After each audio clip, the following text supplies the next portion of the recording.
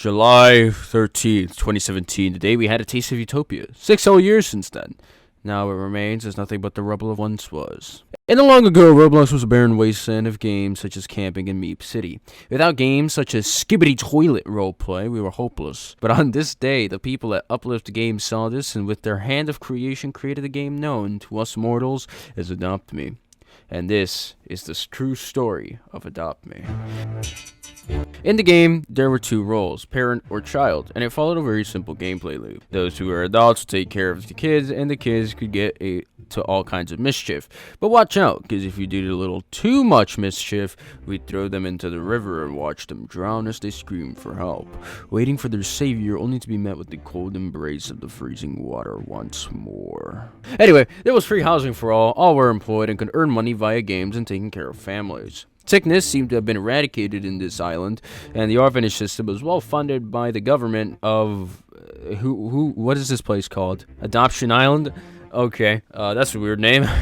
Anyway, the orphanage system of Adoption Island is well funded and all had easy access to transportation and items due to government's price control. Education was also universal and easily accessible, which all of this sounds strangely familiar. This place at first was a utopia, a place where all could participate in what seemed to be an idealistic world. A world where they could promote brotherhood among people. But deep beneath the surface, there was a corruption staining the seemingly innocent utopia of Adopt Me.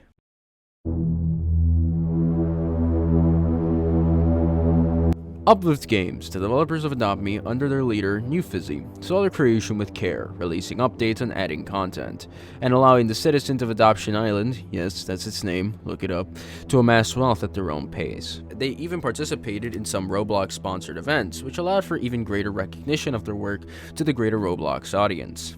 Despite this, beneath the surface were disgruntled game developers, creators working to overthrow this perfect utopia due to them not being able to enjoy such pleasantries. For now, however, they only experimented, oddly, with genetics and animals to find a way to have animals hatched through eggs, even warm-blooded animals to be hatching through eggs, in their underground facility known as RoBio. During their time here, they had tested out their experiments on robots and animals as they slowly discovered the secrets of genetic manipulation. And with each death, experiment, and result, they came ever more closer. This took time, however, and it wasn't something to worry about. During this time, there were very few reports of their activities, but they were never caught, which means that many people could never really find their names or even who the disgruntled developers were at the time, due to them also wearing hoods and robes and capes, allowing their identities to be kept hidden. The people of Adoption Island didn't really worry all too much though. Many were busy adopting children and creating families, which was weird considering that this many children should not be in adoption. What happened to their families? Did their families die? Where are their biological parents? What happened to these kids? These questions never get answered. But no need, because everyone was happy in the world of Adopt Me. That was until the first cracks began to show. In 2019, when they perfected their mutations and manipulations of the genetics of animals, unleashed their monsters into the world of Adopt Me. In the beginning, they were animals that could follow you and all, a pet that would be for the whole family. Little did the people know that they were about to witness the fall of their utopia. Adoption Island, once known as a nation where everyone could own a home, where education was free and universal, where children were given, mostly, loving families, and all were cared for, seemingly, because it became something else. Initially, it started with pets in 2019, as mentioned, but in 2020, Adopt Me introduced a trading system to pets and rarities for them. Quickly, these pets ravaged the markets, with their rankings affecting their value. These pets went from normal cute animals to objects for humans to trade. Quickly, a pet trading market began, where pets would be traded away for others, like property, forced to be traded again and again for other pets who held more value. No pet was safe. Being switched between so many homes and people, the pets slowly developed an uncaring attitude toward the world, becoming unresponsive. Similar to the 1,000-yard stare, they only lived now as husks as what they were, and as objects for people to trade. And it only got worse. As people began to sell these items these animals in online markets for real-world crash and breaking Roblox terms of service. Plaguing this once utopian society with ranking and status, people became no better than the animals that they had tamed and bought. Scammers, hackers, and opportunists quickly began to overrun Adopt Me's trades. Trust trading, one of their best methods of scamming, was so prominent that the developers had to add regulations to stop it from happening so frequently. Even adding a license for traders if they wanted to trade higher rarities in 2022. Fake trading and gambling all became a typical sighting in Adopt Me, and are still done to this day. And all Uplift Games could do was watch, as they saw their utopias slowly crumble to the ground. But they would not take this lying down. Those who still believed in the utopia, in addition to the remaining Uplift game developers loyal to their leader New Fizzy, got on a spaceship. And this was the last recording before they left. I'm escaping to the one place that hasn't been corrupted by capitalism.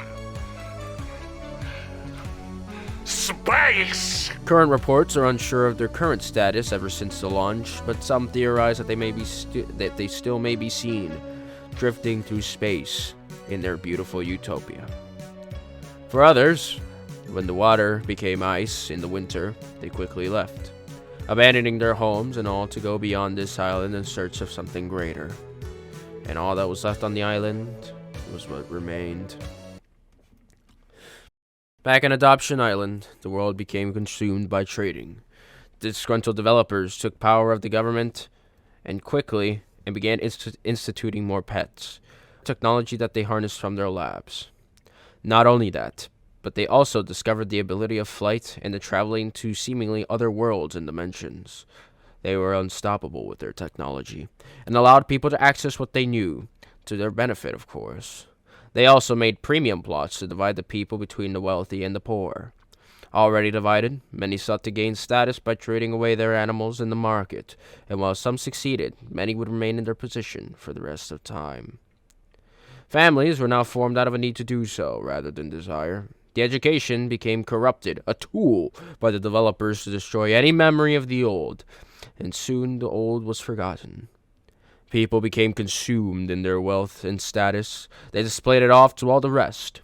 They missed the whole point of that game, which was, adopting things, adopting people and having fun and role-playing, in favor of now adopting animals, hatching them to gain whatever they needed and trade them away when they were useless to them. Every major update by the developers makes many come back only for them to do the exact same thing over and over again, with seemingly no end in sight. And no end in sight there was. To this day, they still release many pets. Most of the chat is talking about trading, and there's little roleplay that exists anymore. Luckily, I had left when the ice came again and came here. Maybe I wasn't so lucky now that I think about it. At least they have food and all. Maybe it'd be best to return. Out here in this winter tide, there's little. No security, no food, and barely any water due to so much ice ever since the ice froze all those years ago. But I'd rather not risk it. But that's where the story ends. Adoption Island, once a thriving utopia, was now reduced to a dystopian hellscape. And that's the true story of Adopt Me. Thank you guys so much for watching the true story of Adopt Me. This one, thank you so much for 10,000 subscribers. I hope you did enjoy, learning about the real story. The real facts. The Adopt Me developers made a video on this. It's all fake. This is the real story. It all started all those years ago. But I hope that you enjoyed. I've been Top Hat King. Thank you for 10,000 subscribers. Sorry that this took so long. But I will see you in the next video. Till then, bye-bye. Also, I'm sick.